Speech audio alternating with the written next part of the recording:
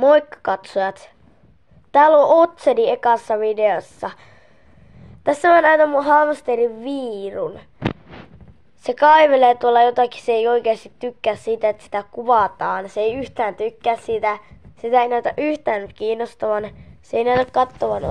Katsotaanpa, että lähtisikö se moikkaamaan, jos käellä vähän yrittäisi tästä. Joo, ei se tuu. Mäpä silitän vähän. Joo, hän ei tykkää silityksestä. Joo, se ei tykkää silityksestä ehkä yhtään. Mun pitää ehkä sitten... Nyt on muuten hyvä aika, koska nythän on silleen ilta, niin sen pitäisi kyllä olla herreillä nyt, mutta... Jo moikka Viiru. Se näköjään vilkas tänne kameraan päin nyt.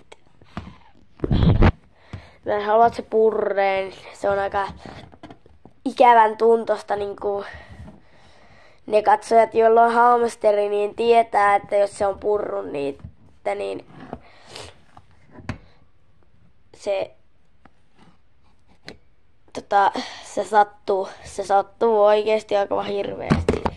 Tai se ei satu aivan hirveesti, mutta kyllä se sattuu. Sieltä se nyt kattelee.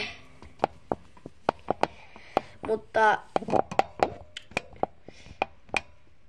tää on siis mun kanavan aloitusvideo, että muistakaa sitten tilata kanava ja laittaa tykkäys.